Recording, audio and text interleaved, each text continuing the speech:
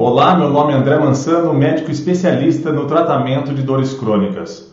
Hoje eu falarei sobre um assunto extremamente importante: as 10 causas mais comuns de dores pélvicas crônicas em mulheres.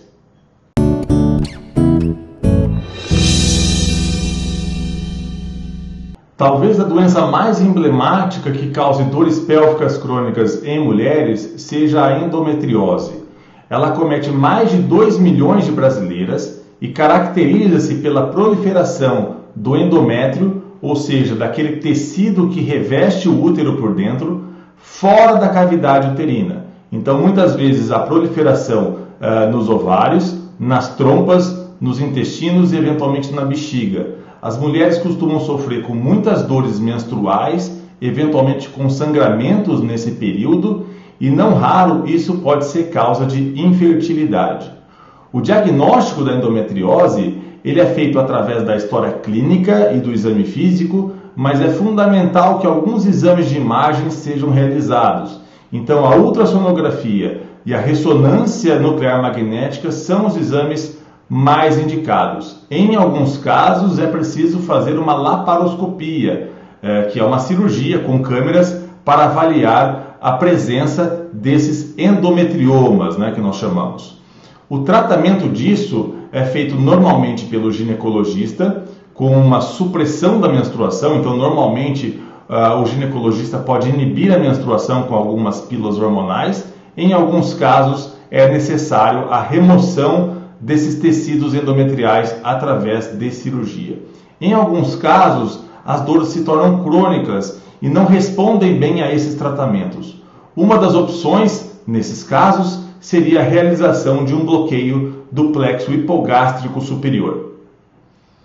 Um outro problema que infelizmente ainda acontece é a doença inflamatória pélvica. Então, normalmente isso é uma doença sexualmente transmissível, onde as bactérias que estão no momento na vagina, elas podem subir, podem ascender até a região das tubas uterinas, popularmente conhecido como trompas. E ali podem causar uma inflamação muito exuberante. Normalmente isso é uma doença aguda que deve ser tratado com antibióticos. Em alguns casos, essa inflamação perdura por muito tempo. Ela se cronifica, causando dores pélvicas longas, dores pélvicas crônicas. Doenças inflamatórias intestinais também podem causar dores pélvicas crônicas, embora muitas vezes também causem dores mais para cima, na região do abdômen.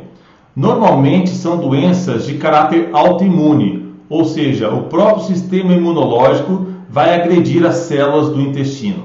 Os principais exemplos são a doença de Crohn e a retocolite ulcerativa. Normalmente, então, causam dores abdominais ou pélvicas, associados ou não a sangramentos intestinais. Então, a paciente pode perder sangue nas fezes. O diagnóstico ele é feito fundamentalmente através de um exame chamado colonoscopia. E o tratamento ele é realizado principalmente com o emprego de medicamentos que vão diminuir a potência do sistema imunológico para diminuir justamente a agressão a essas células do intestino. Uma outra causa relativamente comum de dores pélvicas crônicas é a ocorrência de aderências pós-operatórias. Eu explico. Então, depois de uma cirurgia, onde o cirurgião manipula vísceras abdominais ou pélvicas, pode acontecer o que nós chamamos de aderências. O que significa isso? São pequenas cicatrizes que acabam aderindo entre as alças intestinais e isso pode ser causa de bastante desconforto, isso pode ser causa de bastante dores crônicas. Uma causa bastante negligenciada de dores pélvicas crônicas é a compressão de nervos periféricos, em especial 2 nervinhos, os nervos ilioinguinais e nervos iliohipogástricos. Esses nervos, eles passam entre 2 camadas musculares na região do abdômen e da pelve. Esses músculos chamam oblíquo interno e músculo transverso do abdômen. Muitas vezes, esses nervos podem estar comprimidos entre essas 2 camadas musculares. Em outros casos, eles podem estar lesionados depois de algum procedimento cirúrgico. O que acontece é que o cirurgião precisa cortar a musculatura para fazer a cirurgia. E às vezes há uma lesão direta no nervo ou uma cicatriz da cirurgia que vai comprimir esse nervinho. As principais cirurgias que causam lesões desses nervos são herniorrafia, então cirurgia de hérnia inguinal, a cesariana, cirurgias abdominais por laparoscopia, em especial quando o paciente é submetida a muitas cirurgias para endometriose. Nesses casos, é fundamental que nós façamos um bloqueio guiado por ultrassonografia. Então, como que funciona isso? Nós localizamos a região desses nervinhos com o uso da ultrassonografia e fazemos uma infiltração com uma substância anestésica e anti-inflamatória. Esse procedimento ele tem dois objetivos. Primeiro é diagnóstico, porque se eu infiltrar aquele nervo e a dor melhorar, eu tenho certeza que a dor vinha dali. E outro é o tratamento, já que eu deposito uma substância anti-inflamatória.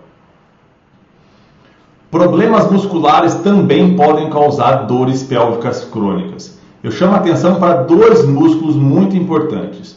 Um deles é o músculo psoas. Esse músculo ele se liga a todas as vértebras lombares, ele vai descendo, ele passa pela região pélvica e vai se inserir no fêmur.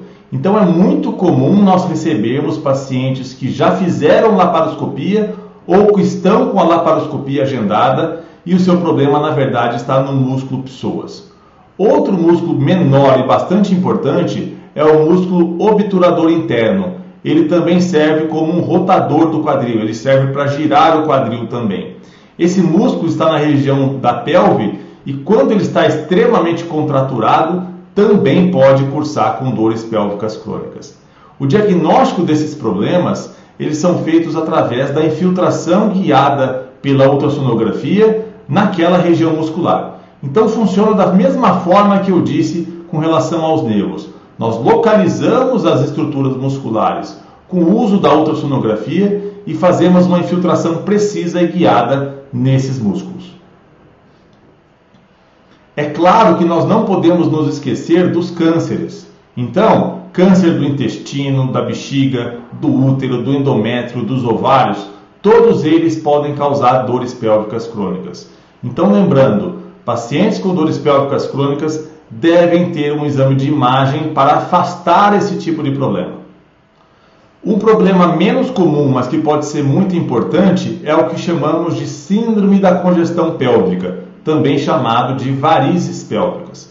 Então, da mesma forma que acontece varizes nas pernas, que são aquelas dilatações das veias, isso pode acontecer na região pélvica. E normalmente, quando acontece dor por conta disso, porque na maioria das vezes essas varizes não causam dor, mas quando a dor acontece, normalmente ela piora quando a paciente fica de pé. Por quê? Porque aí a varize, aquela veinha, enche um pouco mais e aumenta o desconforto.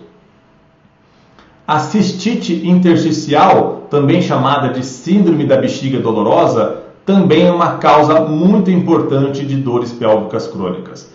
É bem verdade que nós não sabemos exatamente o que causa esse problema, mas aparente é uma hipersensibilidade daqueles nervinhos que carregam as informações dolorosas da bexiga para o cérebro.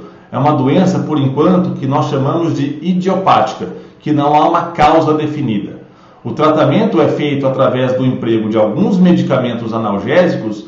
Em casos mais graves, nós podemos, assim como na endometriose refratária, fazer um tratamento com um bloqueio do plexo hipogástrico superior. E por fim, outras complicações cirúrgicas também podem causar dores pélvicas crônicas. Por exemplo, eventualmente o cirurgião precisa fixar algumas estruturas intrapélvicas, digamos assim, de dentro da pelve, como por exemplo o ovário. E se ele fixar isso com muita tensão, tracionando muito esse órgão, isso obviamente pode causar desconforto. Ou eventualmente quando ele retira um órgão, como por exemplo o ovário, podem sobrar fragmentos desse ovário que também podem causar dor.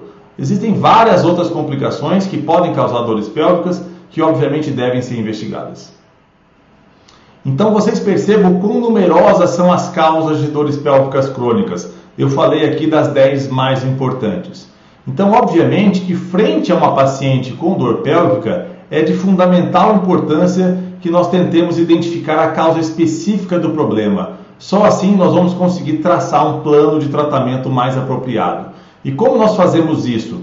através de uma história clínica e um exame físico minucioso, associado muitas vezes a alguns exames complementares, como exames de sangue e, na maioria das vezes, os exames de imagem, como a ultrassonografia e a ressonância nuclear magnética, serão necessários.